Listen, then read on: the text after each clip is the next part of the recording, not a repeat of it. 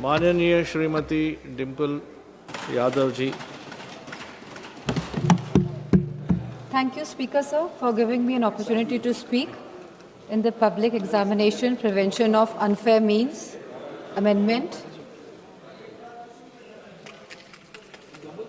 जैसे सुप्रिया जी ने कहा कि 2024 में यह बिल संसद में आ चुका है और आज यहाँ पे अमेंडमेंट हो रहा है।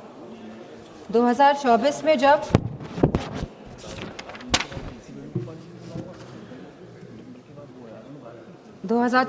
जब एनटीए द्वारा परीक्षाएं कराई गई तो ये देखा गया कि यूजीसी नीट कैंसिल हुआ एक दिन बाद जब उस परीक्षा करी गई। CSIR NEET, NET PG, CUET ये सब डिले हुए और कैंसिल हुए।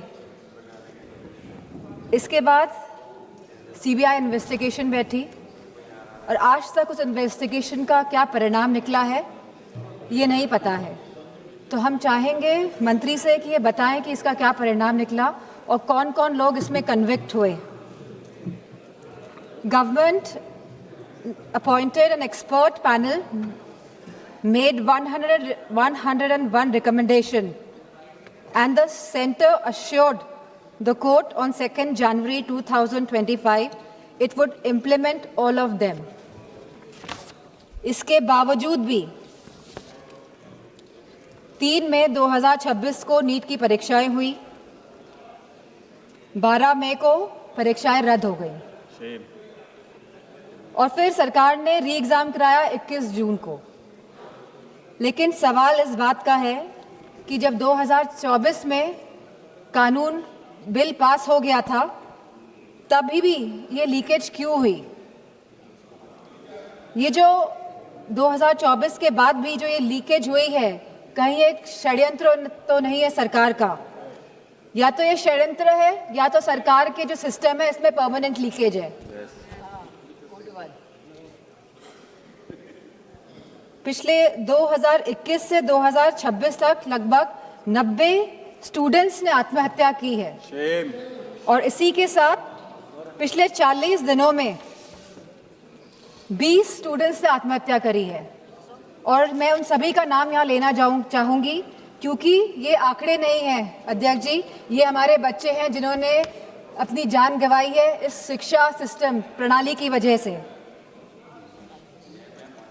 इनका नाम है चंचल भारती जी, जो ये अब हमारे बीच में नहीं रहे हैं बच्चे, ऋतिक मिश्रा जी, प्रदीप कुमार जी, आकांक्षा चतुर्वेदी जी, शेख सना जी, S Gopika ji, C Vidyanand ji, Simran, are रोशनी, सुशील ढांगे, सिद्धार्थ हेगड़े, अनु कीरथना, भाग्यश्री, अनिष्का पांडे, उमेश माली, रेनू मीना, रिया कुमारी थापा, शिवानी यादव, रीमा बेगम, मैथैली अशोक सोनावने।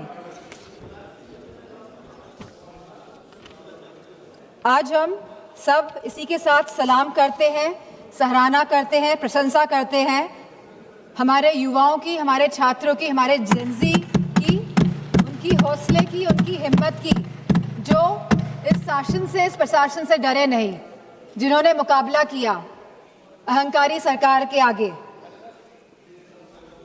ये पूरा जंतर मंतर का जो आंदोलन है ये पिछले 1 महीने से ज़्यादा से चल रहा था और बहुत ही शांतिपूर्ण तरीके से चल रहा था। हर स्टेट से बच्चे आ रहे थे, जा रहे थे। 16 तारीख को इसमें अनशन भी करा गया, लगभग 37 स्टूडेंट्स अनशन पे बैठे और इसी के साथ सोनम वांगचुक जी भी इस अनशन पे बैठे। बहुत ही शांतिपूर्ण तरीके से पूरा आंदोलन चल रहा था। समाजवादी पार्टी को पूरा समर्थन था इस आंदोलन का और मैं कहना चाहूँगी कि हमारे सभी युवा समाजवादी पार्टी के सांसद इस आंदोलन में गए, शरीक होने गए और ये कोई पॉलिटिक्स करने नहीं गए थे।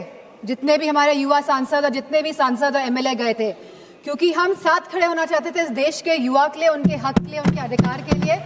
इसीलिए हम सब जंतर मंतर पहुंचे। 18 जून को मैं भी जंतर मंतर गई, वहाँ पे सोनम वांगचुक जी से मिली जो आंदोलन में बैठे थे, जो बिना कुछ खाए पिए जहां उनको 16 दिन हो गए थे, अनशन पे बैठे हुए थे सभी बच्चे और सोनम वांगचुक जी। लेकिन 18 जुलाई को सरकार ने क्या किया? सवाल इस बात का है, जो लोग अहिंसा के साथ बैठे हुए थे, जो लोग गांधी जी के विचारों के साथ सत्य और अहिंसा की लड़ाई लड़ रहे थे, उनको आप लोगों ने सफेद कफन पहनाने का काम किया। 18 तारीख को आप लोगों ने उनको कफन पहनाने का काम किया और गांधी जी के विचारों को आप लोगों ने कहीं ना कहीं कफन पहनाने का काम किया। इस देश में लोकतंत्र तो है, लेकिन वाकई में क्या स्वतंत्रता है? सवाल इस बात का है आज। जिस तरह बच्चे आए 20 जुलाई को, और कहां से नहीं आए, हर प्रदेश से बच्चे आए, यूपी हो, बिहार हो, तमिलनाडु हो, आसपास के मध्य प्रदेश हो, सभी स्टेट से, बॉम्बे हो, सभी स्टेट से, सभी प्रदेशों से बच्चे आए, क्योंकि वो सब अपनी एकता दिखाना चाहते थे। क्योंकि ये लगातार पेपर जो लीक हो रहे हैं, लगातार जिस तरह का दौर चल रहा है आज, और लगातार जिस तरह सरकार आंखें मूंद के बैठी हुई है और जो सुन नहीं रही है, वो अपनी बात रखने आए थे सरकार से, वो अपनी भावनाओं को सरकार के सामने रखने आए थे। वो चाहते थे कि जो एजुकेशन मिनिस्टर है उनका रेजिग्नेशन हो, और तो कोई बात नहीं थी। सब अपनी एकता और अखंडता दिखाने आए थे। For a purpose they had come to Jantar Mantar. लेकिन सरकार ने उनके साथ क्या बर्ताव किया, सवाल इस बात का है। क्योंकि हम लोग भी उस आंदोलन में शामिल हुए। और क्यों शामिल हुए हम लोग? क्योंकि ये बच्चे आंदोलन में बैठे थे, क्योंकि हमारे देश के बच्चे आंदोलन में बैठे थे। हो सकता है हमारे बच्चे नहीं बैठे हो, हम किसी के भी, लेकिन बच्चे तो देश के थे, हमारे बच्चे थे। इसी भावना के साथ हम इस आंदोलन में गए कि हमको साथ देना है, नहीं तो हम अपना मुंह कैसे दिखाएंगे? हमारी अंतरात्मा क्या जवाब देगी? और ये आत्मा की जवाब जो हम दूसरों को नहीं देना चाहते थे, हम खुद को हमको जवाब देना था। इसीलिए हम सब गए। लेकिन जो बर्बरता देखी गई सड़कों पे, उसका बयान नहीं किया जा सकता है। आपने बैरिकेडिंग लगा दी 100-100 मीटर पर, और बच्चों को आपने वहां पे ट्रैप कर दिया, और फिर वहां पे आपने लाठियां बजाई बच्चों पे, उनके सर फोड़े गए, बेटियों के कपड़े जानबूझ के फाड़े गए। ये सरकार जो बेटियों की बात करती है, आपने बेटियों के कपड़े फाड़े, आपने कील लगे वाले डंडों से बच्चों के सर फोड़े, वहां पे आपने पैलेट गन चलाई, आपने बिहार में AK-47 का प्रयोग किया। हम थे वहां पे, हमें पता है क्या स्थिति थी। किस फेयरलेसनेस के साथ, बिना डरे बच्चों ने सामना किया इस प्रशासन का, शासन का और सरकार का। बहुत बच्चे बेहोश हो गए, बहुत बच्चों के सर से खून निकल रहा था। They were feeling humiliated. I could feel their pain because I was there. और मैं समझती हूँ जितने भी लोगों ने, जितनी भी माताओं ने, और मैं समझती हूँ पुरुषों ने भी ये रील्स देखी है इंस्टाग्राम में, सोशल मीडिया के माध्यम से, जो भारतीय जनता पार्टी के लोग छुपा नहीं पाए अपनी गोदी मीडिया द्वारा। तो सबका दिल कहीं ना कहीं आहत हुआ।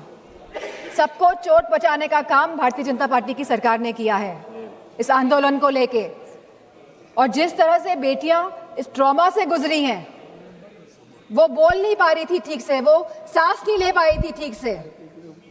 जिस तरह से आपने छातियों पे बच्चों का वार किया है, मैं समझती हूँ कहीं ना कहीं आप सबके आगे तो आएगा ही है, कोई भूलने वाला है नहीं। यहाँ पे लोग इमरजेंसी की बात करते हैं, 50 साल पहले इमरजेंसी लगी थी और आज भी इमरजेंसी की बात होती है। लेकिन इमरजेंसी अगर वाकई में आप लोगों को देखनी थी तो आप आते हो सड़कों में, देखते कि इमरजेंसी क्या होती है।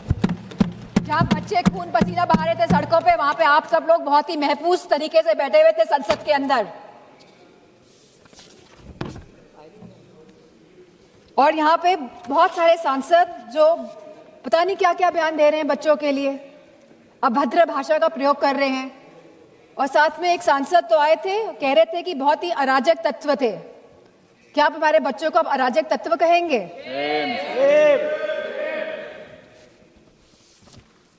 यहाँ पे जो सांसद है वो तो डर के मारे इधर से उधर हो रहे हैं। सरकार को डिलिमिटेशन बिल पास कराना है तो दबाव बनाया जा रहा है सब पे कि आप इधर हो जाइए, आप उधर हो जाइए, लेकिन आप लोग बच्चों पे कोई दबाव नहीं बना पाए। और हमें बहुत फक्र है इस बात का कि हमारे बच्चे झुके नहीं आपके आगे, इस सरकार के आगे नतमस्तक नहीं हुए। आप लोग तो अमेरिका वालों के सामने नतमस्तक होके आ गए। लेकिन हमें फक्र है कि हमारे बच्चे लड़े और इस लड़ाई को जीते। और मुझे खुशी इस बात की है कि समाजवादी पार्टी पूरी तरह से यूथ के साथ, छात्रों के साथ खड़ी रही और आगे भी हमेशा खड़ी दिखाई देगी।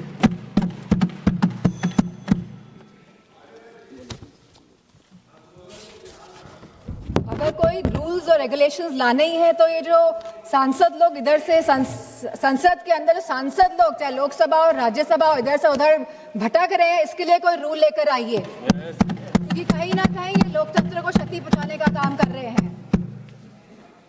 और आज जिन बच्चों का खून बहा है, जो बच्चे आहत हुए हैं, जिन बच्चों के साथ बहुत ही गंदा व्यवहार किया गया है सरकार द्वारा, चाहे वो बीजेपी के सभी सांसद हो, चाहे उनके अलायंस पार्टनर हो, सारे लोग ये जिम्मेदार हैं।